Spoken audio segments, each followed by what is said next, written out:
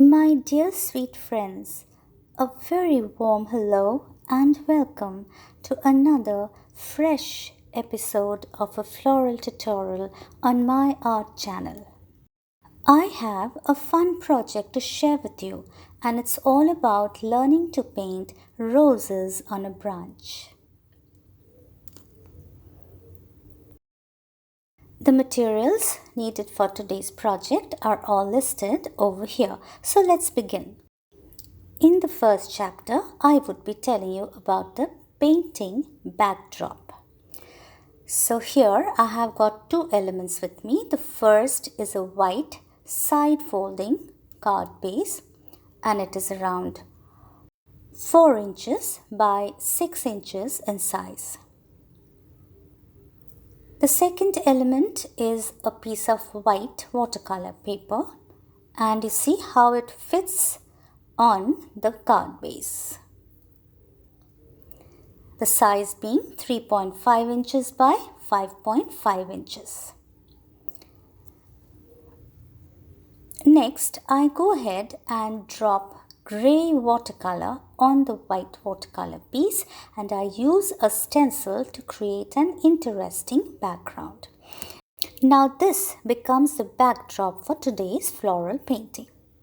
Now, if you would like to know how this kind of a background can be created, then please click on the link at the top right hand corner of the screen, and it will take you to one such tutorial. Next comes painting the roses. Here is the palette for the roses. I start with permanent rose acrylic color.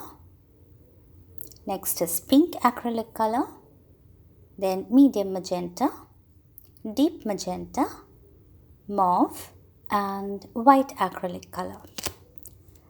I have a flat brush number 6 in hand, and I'm loading it with pink and white. Then I add a bit of permanent rose to it, so that is 3 colors on the flat brush number 6. Now you can have various combinations with the colors on this particular palette, and you will see it in action in a bit.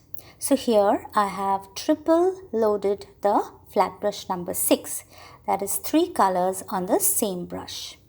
Next I go ahead and pick up my flat brush number 4, and I have permanent rose on it, and I'm creating a very loose form of a rose.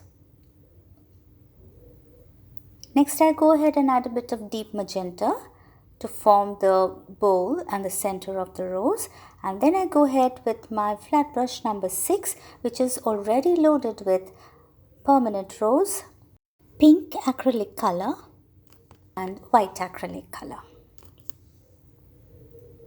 Here I begin with the first layer of the pink rose. Now I would be creating 3 roses on this background. So this is the first one, and I would be using the decorative stroke art technique to create these roses. For this particular technique, multi-loading of the brush is very essential, and that helps to bring out highlights as well as shading in a single stroke of the brush.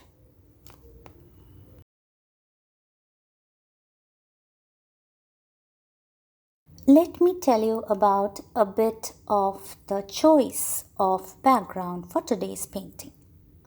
A background essentially can produce a very painterly effect and can be effective for focusing the subject in a still life or a portrait. And in this case, it's a floral image. Now, a simple background provides context without draining attention away from the main subject. And I'm sure you will agree with me on this point.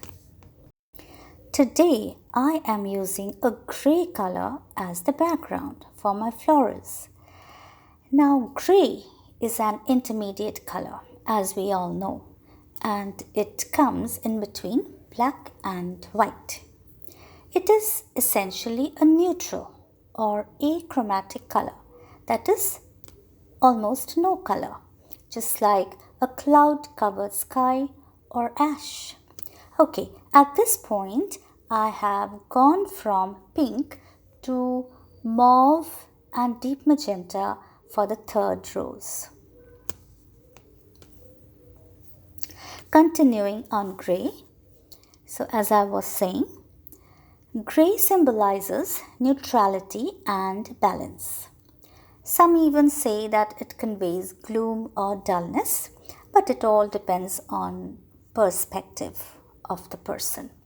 Having said that, grey can also be supremely elegant, stylish, and it is a very reflective color. And it also symbolizes formality, conservatism, and logic. Grey is very frequently used in oil paintings, and it also forms gorgeous muted backgrounds. Several artists of yore have used it to create memorable paintings. A standalone grey can be calming, but when teamed with brighter colors like blue and pink, it becomes complementary, and these colors tend to give the color grey a completely fresh look. Have you ever noticed that? So that is the reason I have brought a grey background in your focus today, and as the painting progresses and comes to its end, hopefully you would be able to see how the humble grey background can take the floral painting up by a few notches. Hopefully I can achieve that, and I'm keeping my fingers crossed for that. I am working on the outer petals right now, and I'm trying to add some highlights with white acrylic color. These are folds on the petals, and I'm trying to achieve them with the corner of my flat brush number 6. Next, I bring in my palette again, and I have orange and yellow acrylic on it, and I will use these colors to create the flower center. I bring in my filbert brush, and I'm adding some orange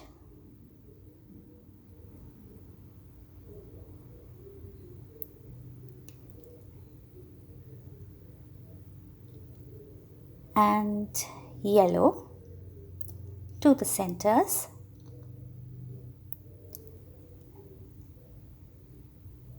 Once I'm done with the orange and yellow, I bring in deep magenta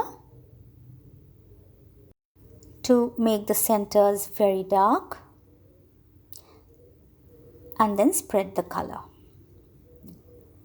A little more of yellow to mute the magenta. And that brings us to chapter 3, that is creating the greens. So here is the palette for the leaves.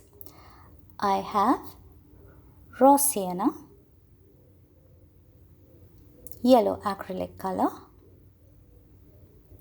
olive green, sap green, bamboo green, mauve, and white acrylic. This is again my flat brush number 6, and I'm loading it with sap green, yellow, white.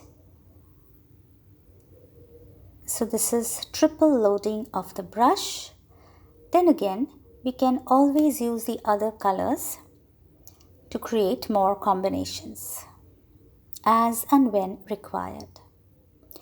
Now the colors need to be blended very well for good results.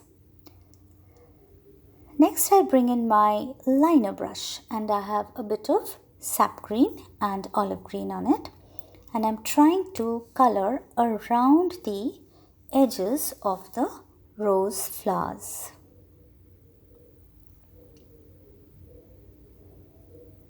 With the help of this process, most of the background will be hidden. You will see in a bit how it works. Here I'm using a bit of retarding medium to spread the color.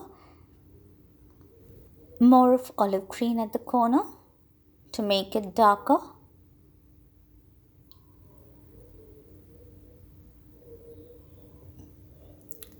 This is sap green on bamboo. Next I bring in my flat brush number 4. And I'm trying to create some very light leaves with the help of bamboo and sap green. These are basically background leaves. I went ahead and added a bit of white to make them even more lighter.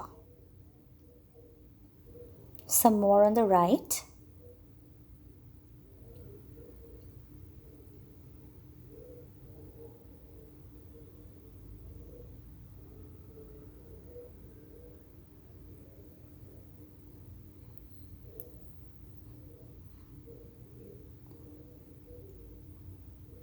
I keep adjusting the leaves till I'm happy and satisfied.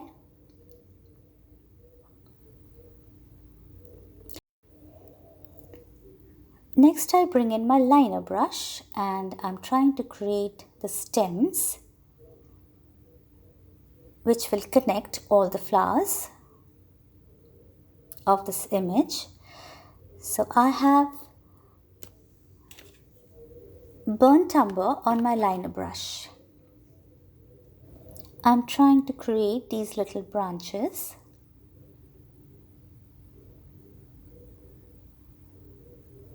Next I bring in my flat brush number 6 and I have olive green, sap green and white on it and a bit of yellow as well, and I'm trying to create some big leaves with the help of the decorative stroke art method.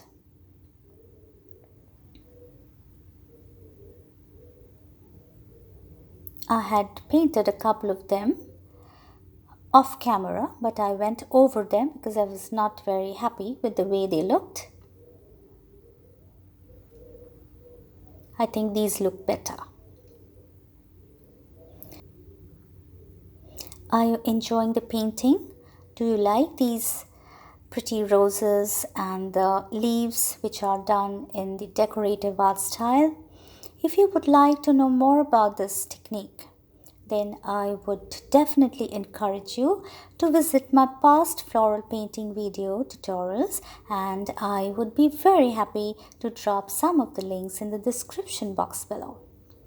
Once I'm done with the leaves, I go ahead and pick up my liner brush once again, and I have white acrylic on it, and I'm trying to create some light effect on the burnt umber stems. Next I bring in my liner brush again with white on it, and I am creating some dots to add to the center of the flower.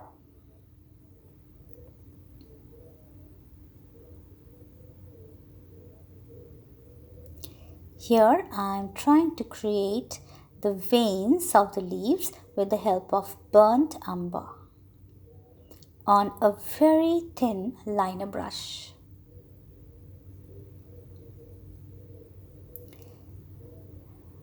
The veins add some kind of character to the leaves. What do you think? Do you agree with me? Do leave a comment below. I would be very happy to know your thoughts and your feedback on this particular painting. I would also be very pleased to assist you with any queries, and please don't forget to put them down in the comments below. That brings us to the last part of the video, and that is assembling the card. So as you see, I have the white watercolor painted panel and the card base. I went ahead and added a sentiment to the panel and I mounted it on the white note card.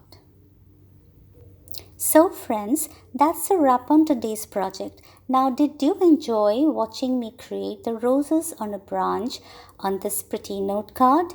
Do let me know. I would be waiting to hear from you. It would be very kind of you in case you would like to follow me on my social media handles, and I would love to be in touch with you.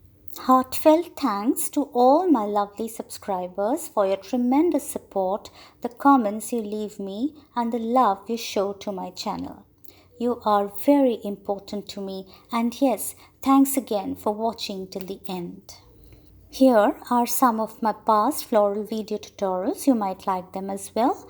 I would be back very soon with more interesting floral painting videos. Till then, stay tuned, take good care of yourself, and bye-bye.